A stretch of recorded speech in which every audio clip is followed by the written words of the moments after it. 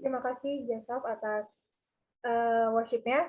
Habis ini kita akan masuk ke firman Tuhan. Aku serahin ke Kak Daniel. Mari teman-teman sebelum kita mendengarkan kebenaran firman Tuhan, mari kita bersatu dalam doa. Tuhan Yesus, terima kasih Tuhan untuk kasih-Mu Tuhan, untuk penyertaan-Mu yang sempurna atas setiap kehidupan kami Tuhan, di mana kami boleh ada sampai saat ini itu semua karena kasih karunia-Mu, karena penyertaan-Mu yang sempurna atas setiap kehidupan kami Bapa.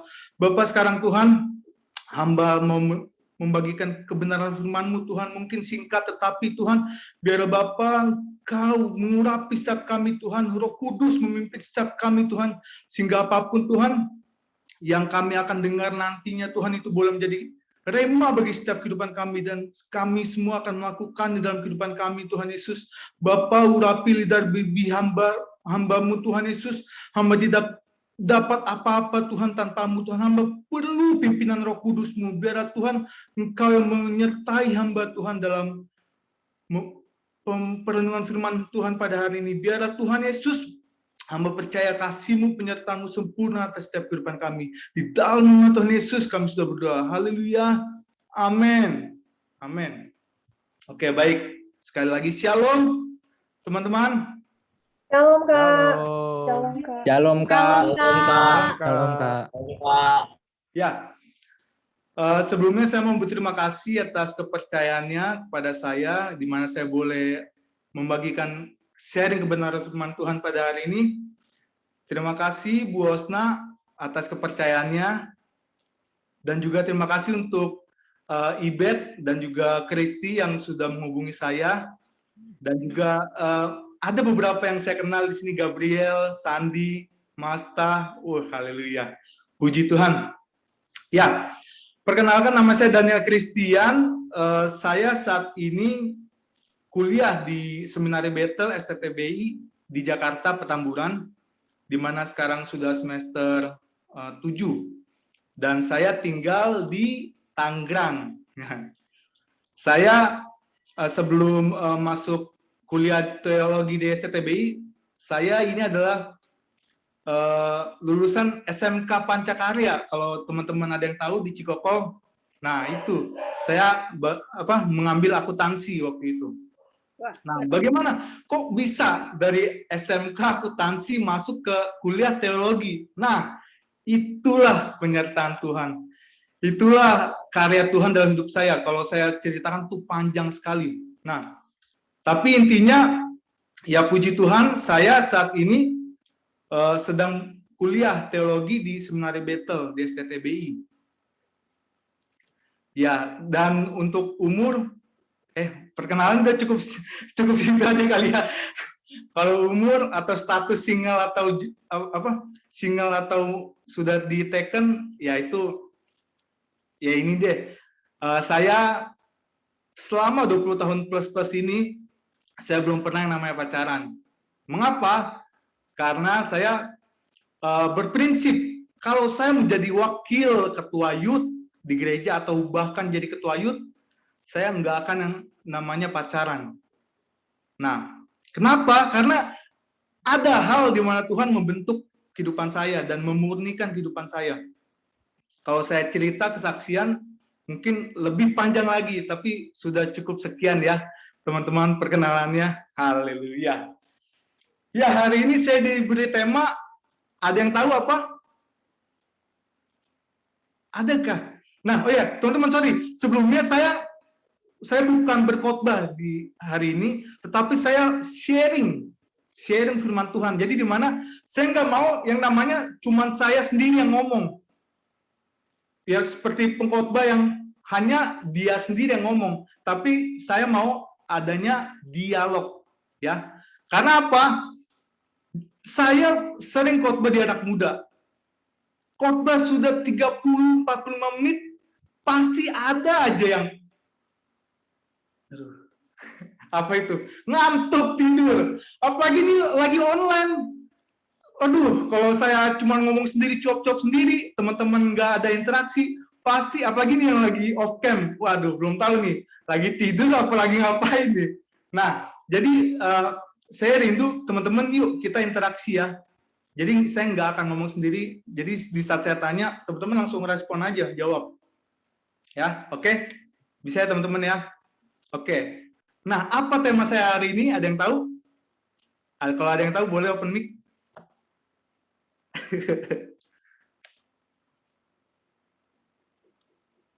Ayo. Saya, Kak. Oke, apa tuh? Penyertaan dan pertolongan Tuhan yang tidak terlihat, namun terasa nyata.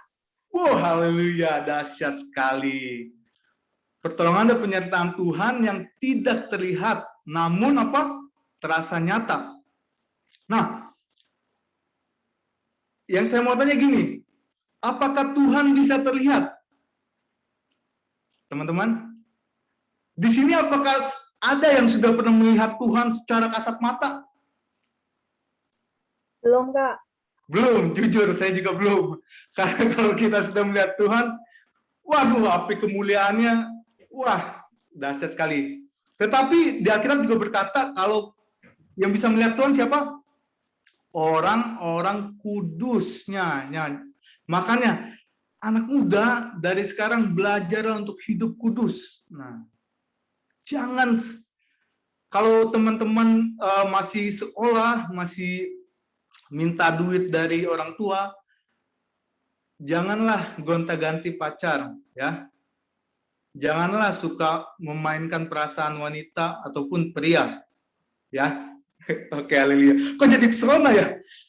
Ya, di sini kalau kita baca, kalau teman-teman suka baca Alkitab, teman-teman pasti bisa melihat penyertaan Tuhan dan pertolongan Tuhan atas setiap orang-orang yang sudah tercatat dalam Alkitab ini. Nah, banyak sekali cerita tentang penyertaan Tuhan dan pertolongan Tuhan. Ayo teman-teman, mungkin ada yang bisa nebak nggak? Saya mau khotbahkan atau mau sharingkan firman Tuhan dari kisah siapa? Ayo, ada yang tahu nggak? Kalau ada yang tahu, saya akan kasih sesuatu. Ayo, boleh langsung open mic aja, nggak apa-apa. Di sini nggak ada salah yang benar, yang penting respon teman-teman. Ayo, ada yang tahu kisah siapa? Musa bukan, Kak? Ini Musa, mantap. Bukan, tapi bukan. Di sini, ayo, ada lagi yang lain coba. Nggak apa-apa, tapi bagus. Memang penyertaan Tuhan atas Musa itu, wah, luar biasa. Mujizat yang dilakukan Musa juga itu karena pertolongan Tuhan. Abraham, Kak. Abraham. Iya, Kak. Oke, puji Tuhan. Abraham, tetapi iya, memang penyertaan Tuhan juga ada atas Abraham dan pertolongan Tuhan ya. Tetapi saya kakak bukan sharing tentang itu. Ayo satu lagi. Saya kasih ini buka. Siapa yang mau jawab? Satu lagi. Kalau benar saya akan kasih sesuatu. Ayub, Kak. Haleluya. Ayub, ya. Benar jawaban Esther, harusnya Esther.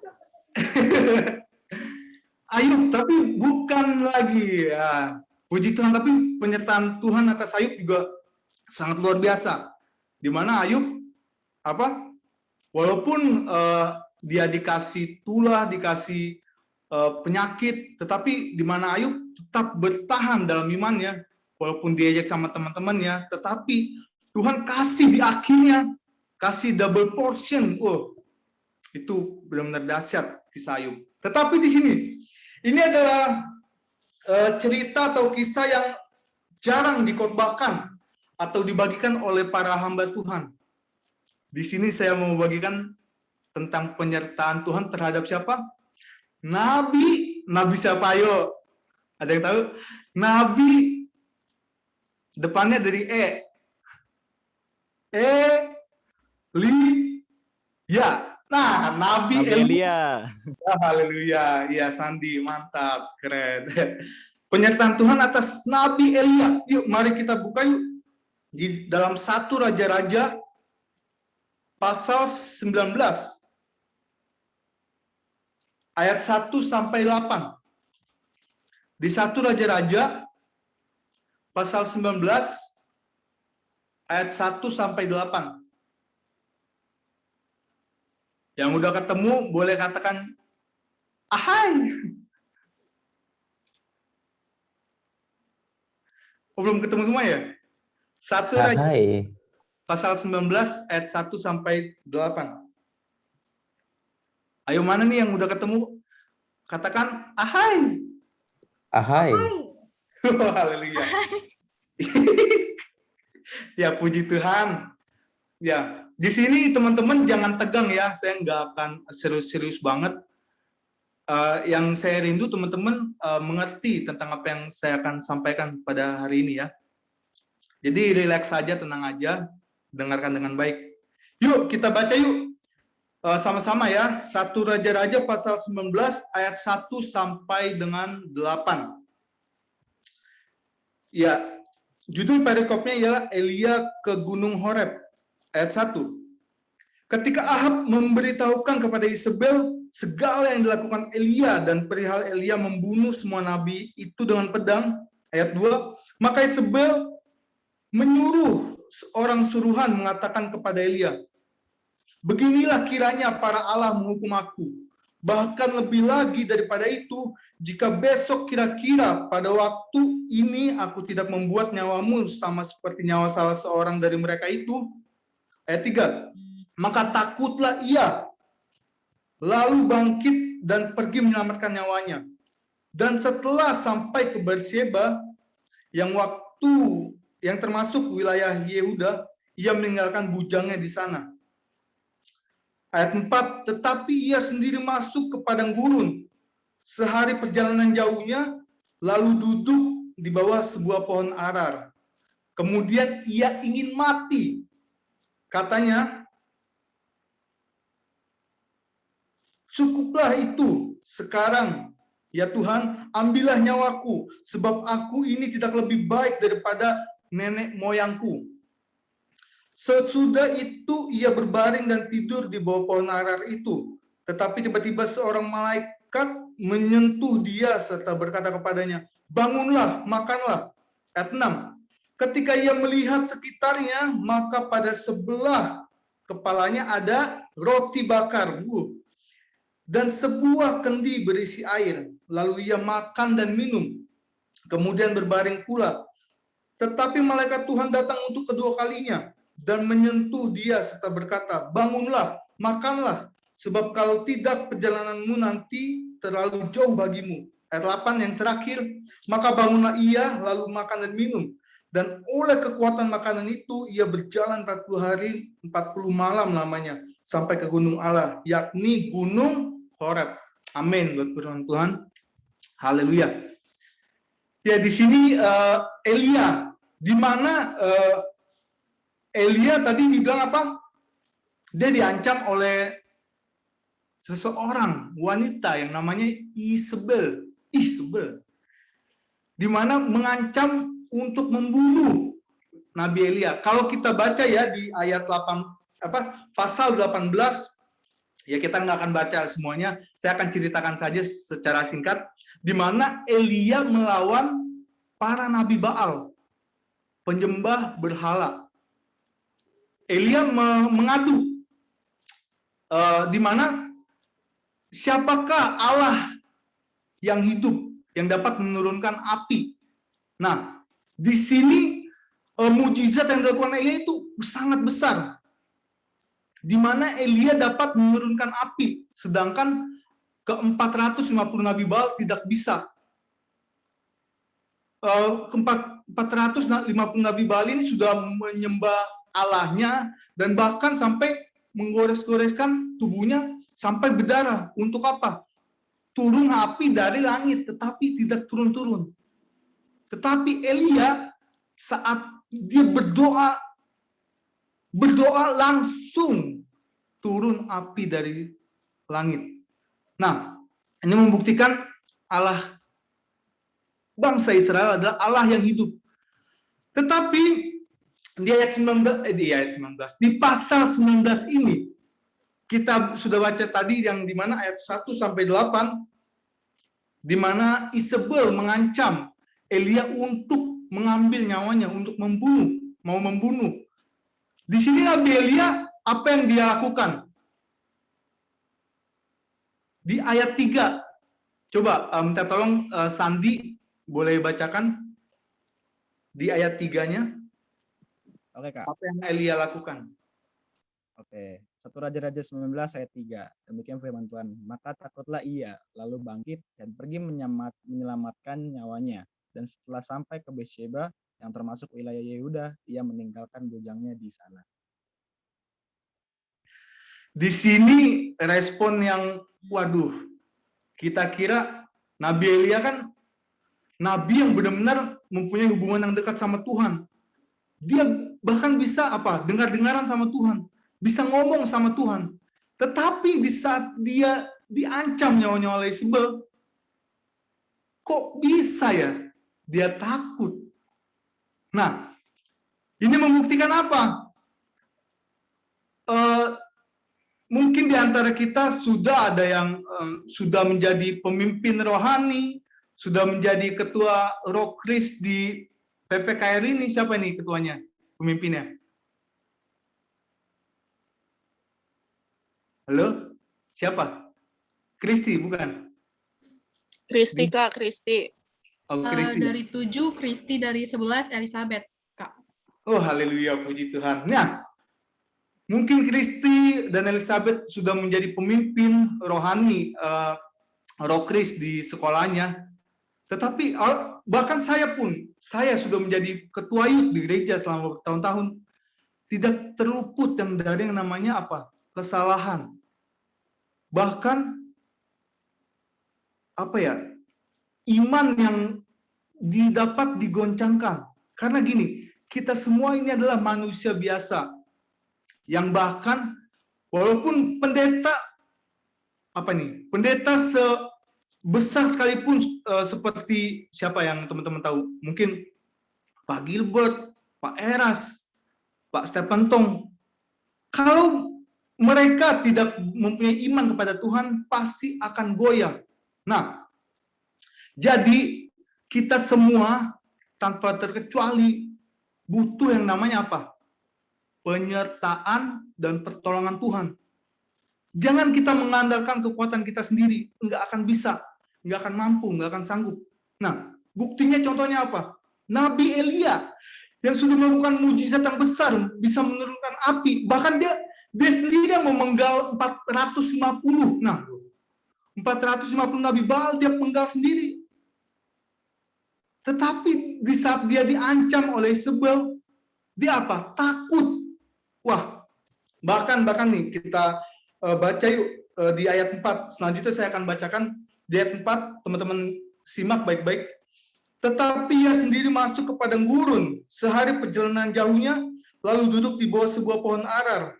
Kemudian ia ingin apa itu di situ? Ia ingin mati. Ibarat kata ingin bunuh diri. Katanya, cukuplah itu. Sekarang ya Tuhan, ambillah nyawaku, sebab aku tidak lebih baik daripada nenek moyangku. Nah, di sini teman-teman, seorang nabi besar seperti Elia, yang sudah melakukan, bisa menangkal hujan, membuat hujan tidak turun selama bertahun-tahun, kecuali dia bicara dengan mulutnya sendiri, maka turun hujannya. Bahkan dia bisa menurunkan hujan api.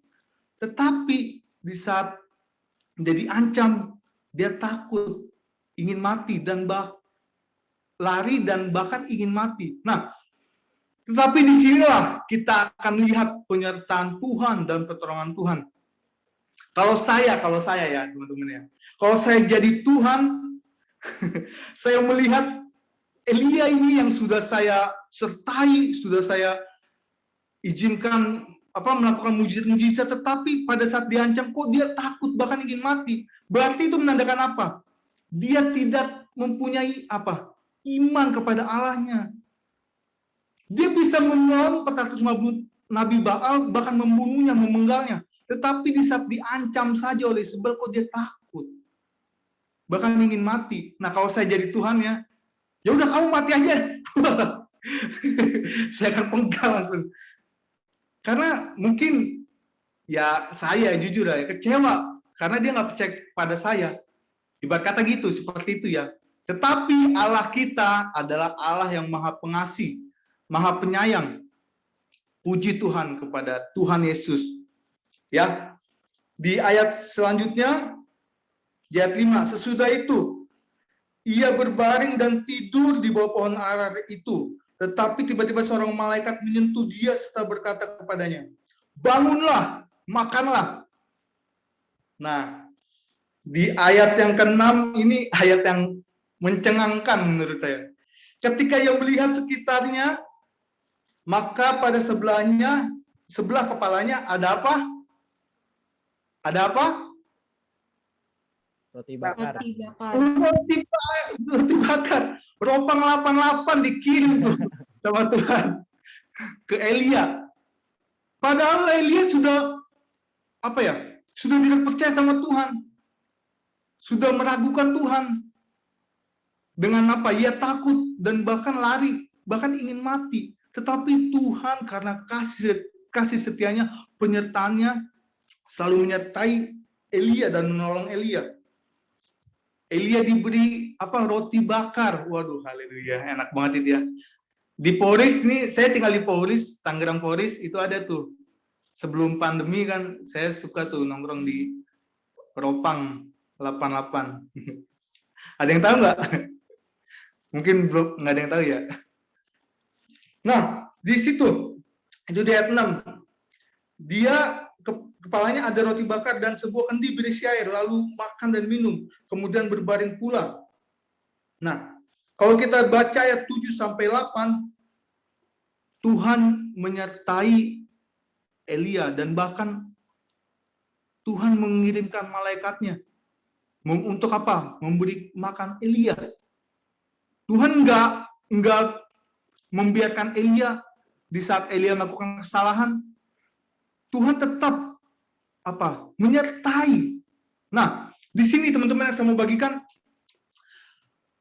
mungkin ada di antara teman-teman yang sudah melakukan kejahatan yang mungkin teman-teman, aduh kayaknya gue nggak akan diampuni Tuhan deh. Gue pasti nih, aduh, gue udah melakukan kesalahan yang mungkin fatal bagi teman-teman. Entah itu apa, mungkin teman-teman mencuri, menonton film yang seharusnya tidak ditonton. Tapi yang saya mau bilang gini teman-teman, teman-teman tetaplah percaya akan penyertaan Tuhan. Dan bertobat. Teman-teman harus bangkit. Bangkit bukan lari dari Tuhan, tetapi bangkit kembali kepada Tuhan. Katakan amin. Teman-teman harus mempunyai setiap hari loh. Kita setiap hari harus minta Tuhan, pimpinan Tuhan dan penyertaan Tuhan. Dan bahkan Tuhan Yesus menjanjikan penolong bagi kita yang akan selalu menyertai kita, yaitu Allah Roh Kudus. Nah, itu adalah penghibur dan penyertaan kita itu selalu bagi kehidupan kita. Roh Kudus selalu menghibur setiap kita dan memberikan kekuatan bagi setiap kita. Nah, jadi teman-teman jangan takut. Ya.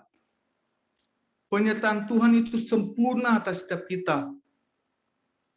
Ya, mari kita buka lagi di Ibrani pasal 13 ayat 5-6. Di Ibrani pasal 13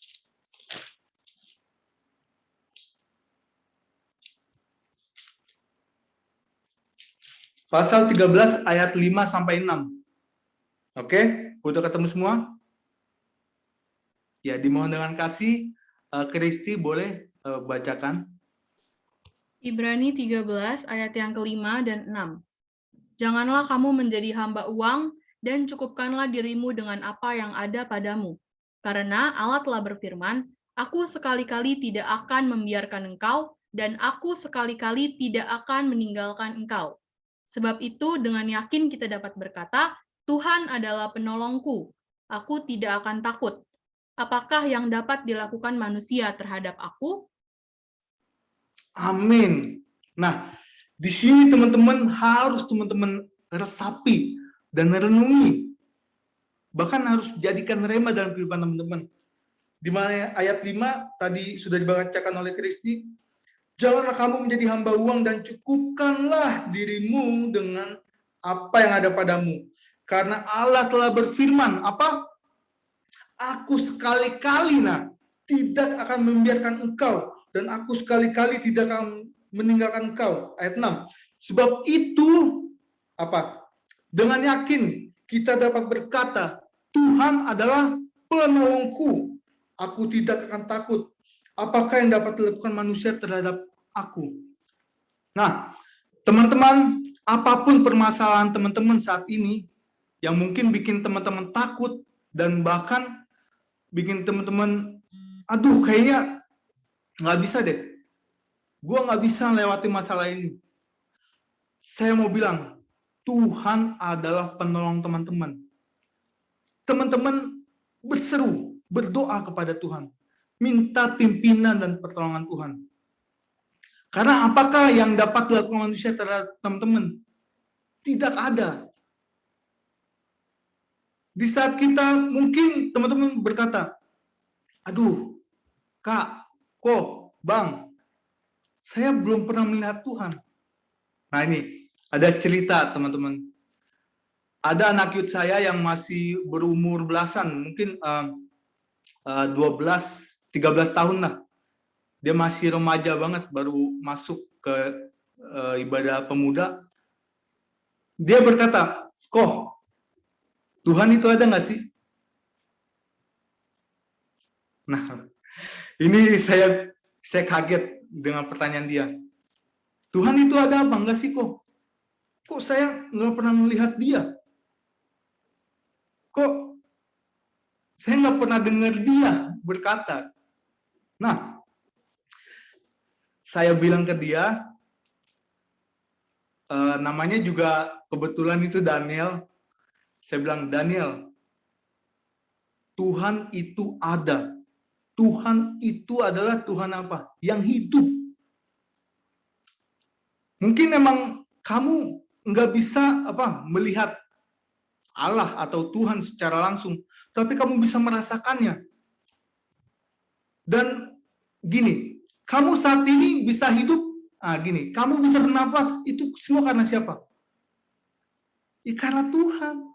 Teman-teman, mungkin teman-teman berkata, aduh aku belum pernah mendapat pertolongan Tuhan. Aku setiap, misalnya mungkin teman-teman, setiap aku main game Mobile Legends, aku kalah terus.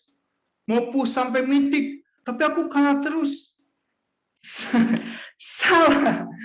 Itu memang gak akan Tuhan jawab. Gini, kalau teman-teman ini saat ini, teman-teman bernafas nih, itu karena siapa? Karena Tuhan. Teman-teman bisa makan enak hari ini, itu karena Tuhan. Tuhan bisa melakukan apa saja. Tuhan kita adalah Tuhan yang maha kuasa, maha pengasih, maha penyayang. Jadi teman-teman jangan pernah meragukan Tuhan. Dan anak ini, anak itu saya, dia bilang pada seminggu atau 2 minggu kemudian dia ngomong lagi, cerita ke saya.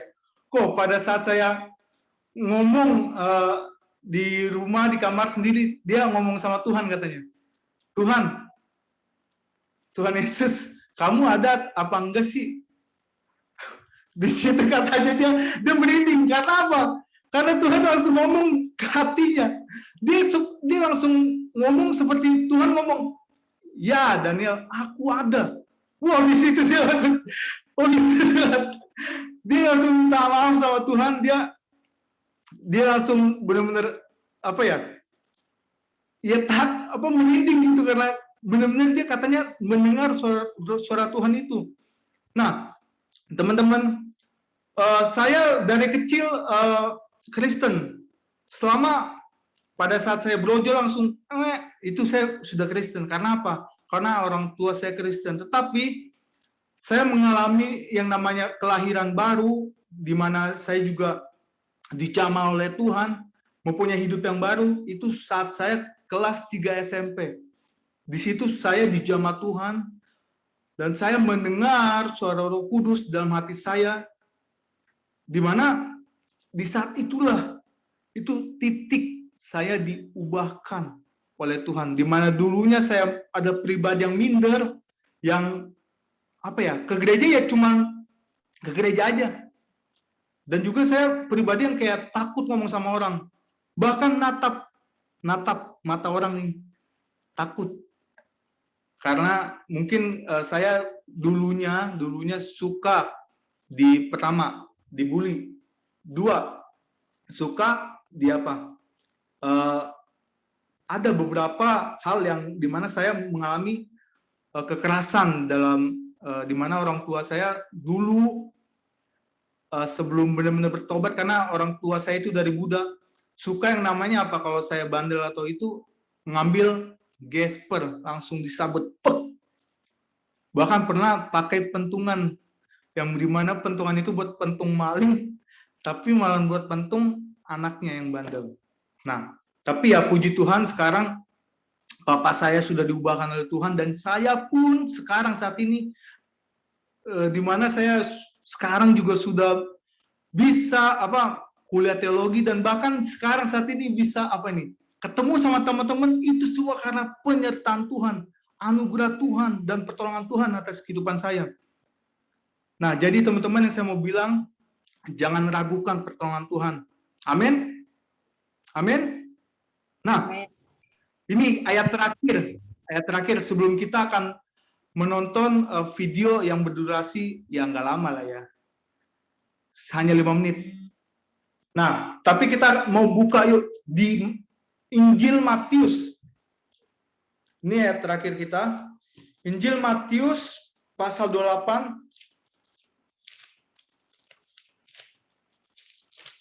Injil Matius pasal 28. Ayat 19 sampai 20. Injil Matius pasal 28 ayat 19 sampai 20. Ya, kita baca sama-sama ya.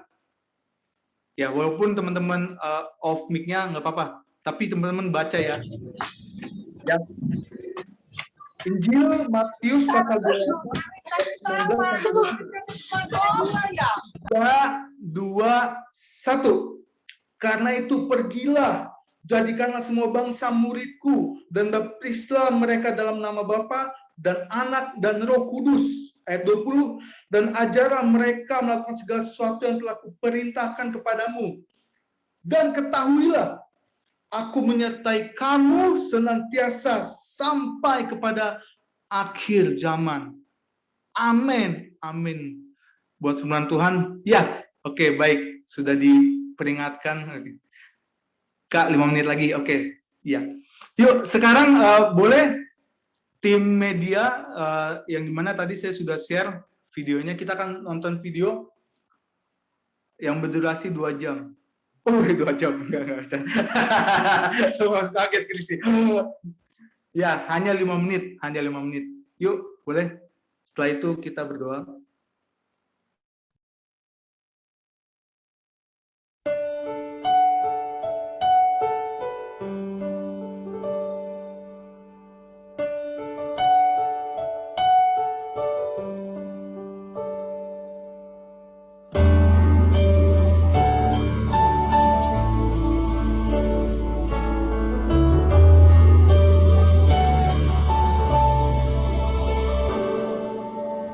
God of my youth, I remembered your call on my life took me on. Your love has seen me through all my days. I stand here by your grace. On this altar I've written my life, tells of a story